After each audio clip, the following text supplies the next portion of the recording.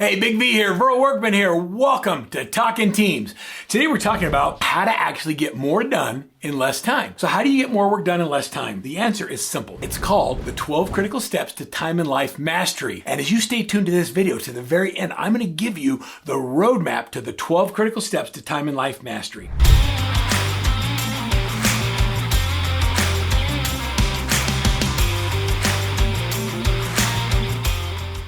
It all begins, though, with being really clear on what you want your outcome to be. Begin with the end in mind. And so when we're working with agents, brokers, and teams at every level, we always start with, what is your big why? I want you to consider the following questions to determine what your big why is. Now, you've heard me talk about it before, even on other videos, you talk about what your core motivating value is. But now I'm going to give you a roadmap on establishing your real why, because you can't accomplish more in less time unless you really clearly identify what's most important to you in your life. Let me ask the first question. Are you ready for this? And you can go in the chat box below and answer the question, but why are you in the business of real estate? Why real estate? Can I ask you that? Why did you choose real estate? What was it about real estate that interested you the most? Number two, what do you hope to gain by being in real estate in your business and in your life? What is the upside of what you personally hope to gain? Number three, can I ask you this? And please put your answers below in the comments because it's going to be fun to interact with you. What are the specific results you want to see in your business? So how will you measure success at the end of the day? What are your income goals? And why do you want to make that specific amount? This is a big one. So if you put your income goal of $100,000, I want to know how your life changes at 100 grand. If you want to make 200,000, then how does your life change? You want to make $500,000? What does that do for your lifestyle? And then what will you do with the money is number five. Number six is,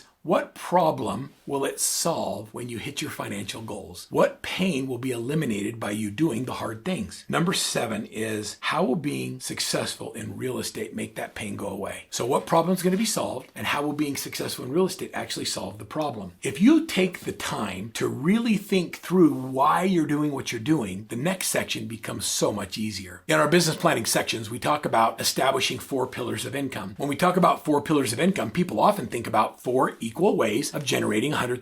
$25,000 in this pillar, 25 in this pillar, 25 in this, and 25 here. When we talk about 4 pillars of income at Workman Success Systems, we want each of your pillars to generate 100% of your income goal. The active income are the 4 pillars of income that generate revenue. It could be for sale by owners, expired listings, working your top 50, your sphere of influence, knocking doors. You could work with new home builders. You could work with absentee owners. There are varieties of different ways. You could be in the development side or just focused on land. There's so many ways of making money. You have to establish your 4 strengths and the things that you love the most and then work on them.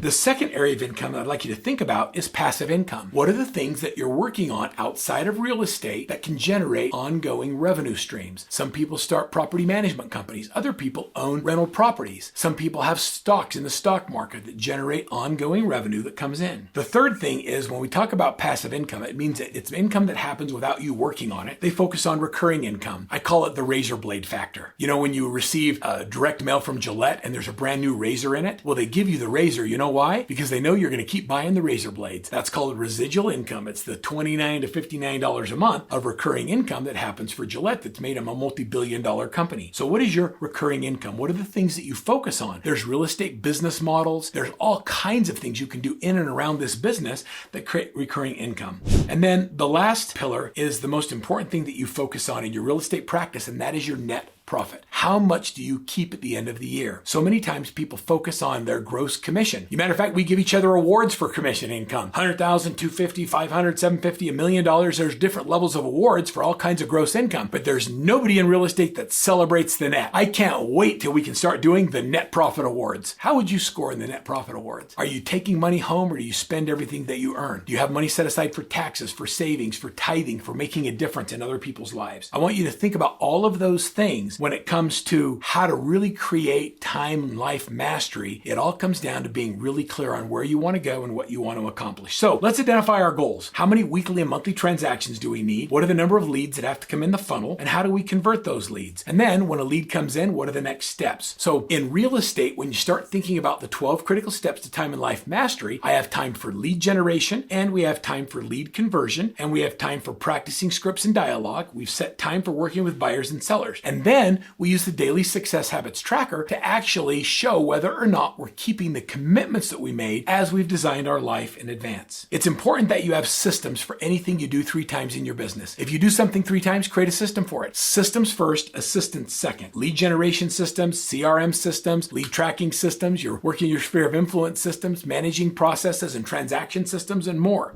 The last thing in the 12 critical steps to time and life mastery is I want you to think about the quiet hour principle. Some call it the Petro principle. This quiet hour principle is, what is your biological prime time? When's the time in the day when you're at your best, when you think the sharpest, when you aren't distracted? That's the time that you bring all of the things that you need to work on that require your focus, undivided attention, and you work on it during that quiet hour. You don't look at social media. You're not distracted by your phone ringing. Are you a morning owl? Are you a night person? Do you function better after a good workout? Whatever that is for you, I want you to find that quiet hour that you have every day to meditate, to think. Some people use it to pray or to study something that enhances their intelligence. Find that quiet hour when you're at your best and focus on the things that require your undivided attention. In the 12 critical steps to time and life mastery, which I'm going to give you access to the whole video on this, I want you to realize that time management is a myth, that you need to maximize your environment, out of sight, out of mind. If it's inside, it's also in mind. Build a priority plan and prioritize ruthlessly. Next, number 4 is do the right thing. It sounds like building a priority plan, but it's different. Doing the right things means you do the right thing anyway, even though you don't feel like it. Use your CRM to automate your processes. Learn how to say this. Are you ready for it? No. That is the hardest thing because we're people pleasers and we want to say yes to everything. But you have to realize that your goals and your objectives are more important than the thing that's being asked of you. It's okay to fold your arms and lean back in your chair and say, I wish I could, but I can't. Learn to say no. Learn to use your to-do list and your activity tracker so you can track what's being done. Email and text messaging for communication. Observe and emulate greatness and copy those who are doing it better than you. And then reward yourself with things that you do well. It's important in the 12 critical steps that you understand that number 12 is just follow the system. How about we just do it